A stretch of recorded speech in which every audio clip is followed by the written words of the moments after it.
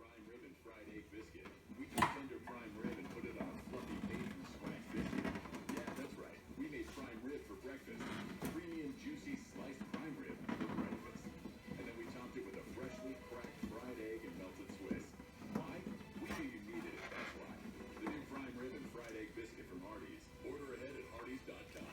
Feed your happy. Order ahead at participating Hardee's.com. Price participation may vary. A few years back, me and my wife and daughter were in a three-car pileup, and we all got injured pretty good. I knew I had to do what was right for my family, so I called Music Home. Everybody knows that they're good folks. They help you. All right. So here, I finally made my way. Softened the glue enough to get up to this point, and so all this little fuzzy stuff coming up. That's a little bit of that spruce soundboard damage on this side. This side over here on the treble side, it didn't fuzz up so much because I think because I'm coming this way and the I can't remember what the grain run out is coming up like this on this side, and it's kind of up this way on the treble side. So the bass side, should I say, the bass side's like this. So when I come in with a knife, it wants to go underneath the grain run out. Anyways, that's why these spatulas that have a little turn in the handle are better, I think, because they allow the spatula to ride right up along the rosewood, which is what you want. You don't want it digging into the spruce. It's a little bit holding me off right there still. I'll get it, and then stage 2 is steaming off the neck. Oil varnish stuff, I don't know.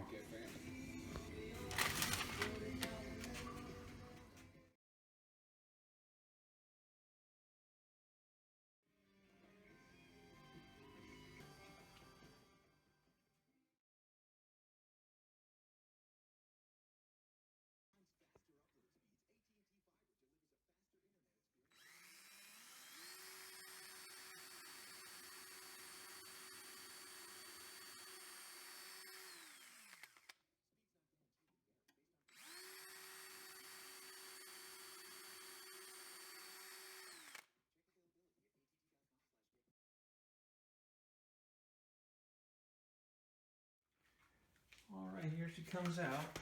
It took about 30 minutes of steaming. Let's hope she looks good. Oh, baby. Look at the steam coming off that.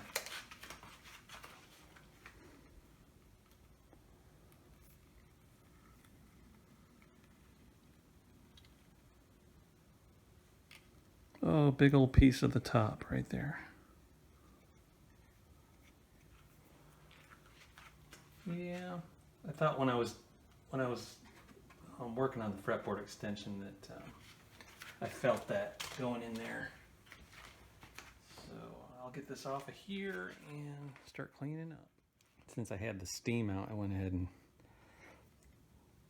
steamed around this area. Most of the hide glue was kind of collected up down in here, and you know, it doesn't seem to me that the way I had the guitar setting upright, that the glue softened and traveled down this way. I wonder if over time a guitar gets stored in a hot place and the glue, you know, laying on its back, and the glue just kind of warms up and collects down here at the bottom. Because, I mean, the sides were completely clean, like there was no glue there. Anyways, this thing hasn't seen the light of day since 1954. There's a serial number.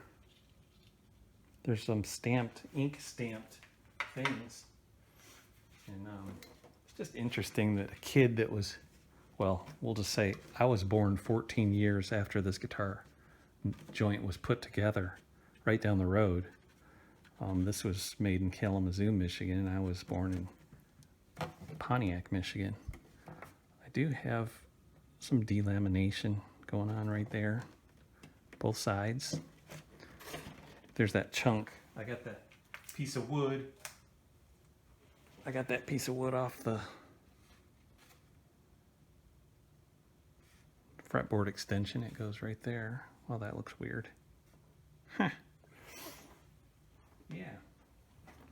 It's also, this was even before I started steaming. This back panel was started coming unglued. So there's a lot. I'm gonna put a sponge inside the guitar with a inside a plastic garbage bag overnight, and then start gluing the cracks. Just want to get it all hydrated. It's all, I got the cracks are kind of plotted out here on the back where I got that tape. Back to work.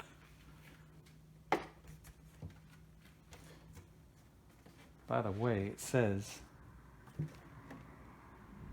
8066.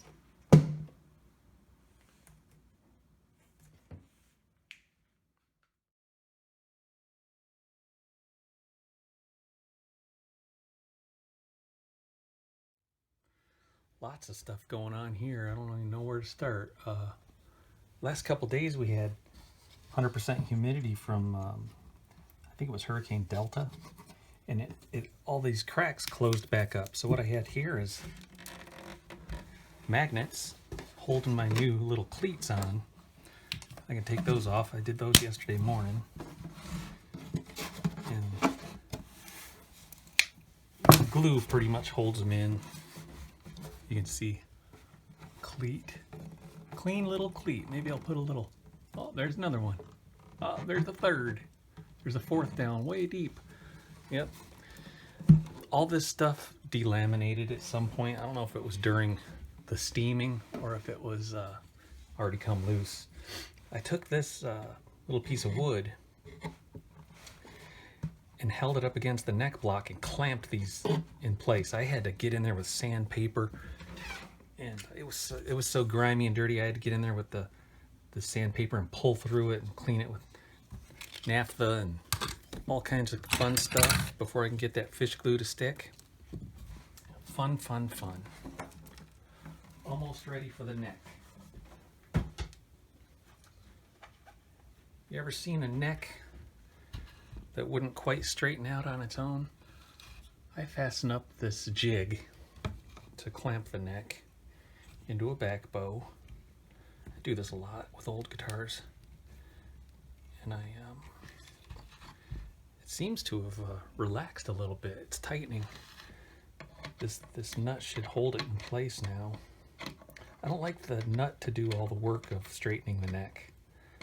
I like the neck to, I like this truss rod nut just to hold it where I clamped it in place at, which would be a slight back bow. Now these pieces of wood have a radius sanded into them. This radius right there. It's not a completely flat piece. It has a 12-inch radius.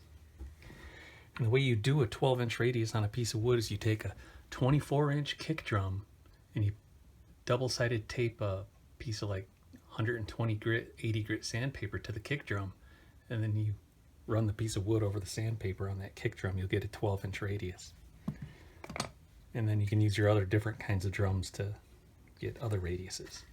Now here's something I've noticed on some fretwork or some neck resets, is that after you put the steam through this area, the wood right here is a little bit higher.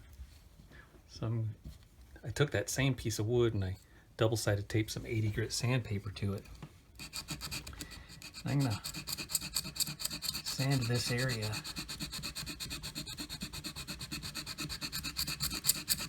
before I put the fret back in. I want to get rid of this hump. That way when I take my this is a J-45, 1951.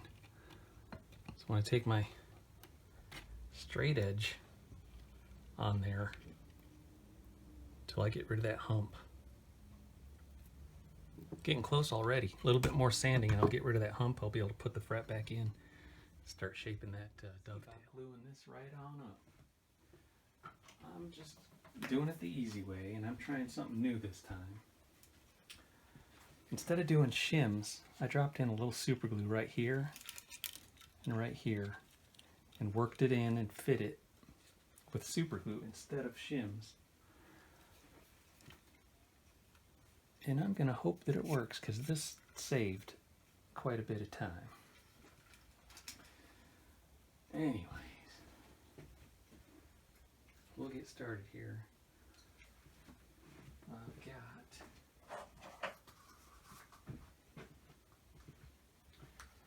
I just got a little bit of liquid hide glue. Gonna paint a little here.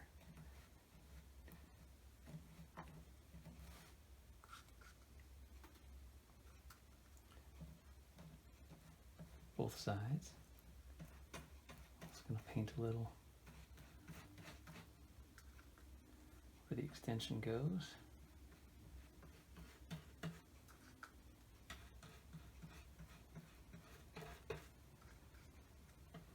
Not a ton.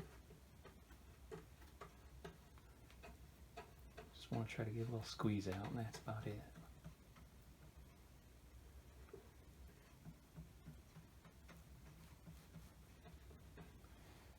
And I'll do the same thing to the neck. The neck here.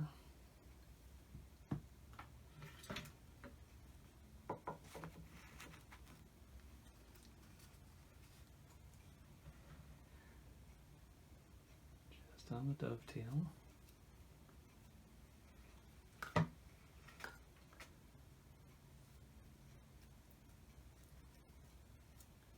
And a little bit on the extension.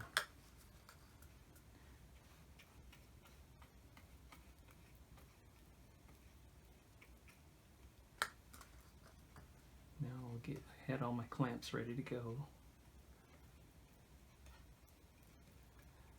Usually don't film myself working on stuff like this. Could run out of batteries, you know.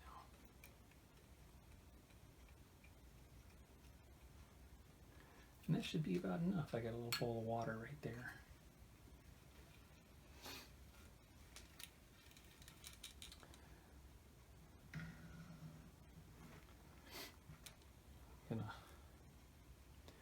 Oh, I see I've already got glue on myself. Never fails.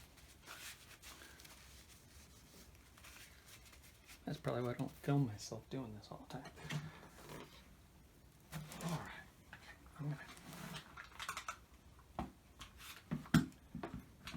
squeeze that neck on there. Nice. I like how the glue kind of helps the neck slide right down into the pocket there. On this other side here, I've got this piece of leather and a wooden block. So I'm going to tighten that. Make sure the guitar is centered. Get this little caul. I made this with thermoplastic. Oops. This little caul, slippery little caul. All right. Tighten that up. Got another clamp. Came with this workbench.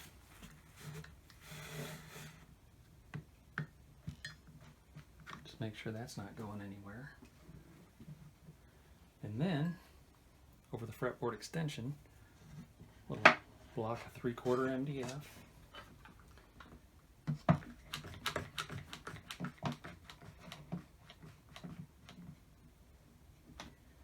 A couple clamps to hold the fretboard extension in place.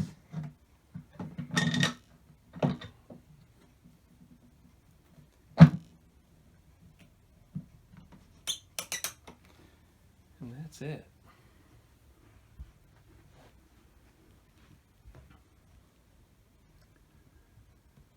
Hit a little crack in the top, that's why these are sitting there. All right, and I'll just clean up a little bit of the hide glue squeeze out. There's not much squeezing out. Just a little bit. Not much. Pretty clean job. Let's get a good look at it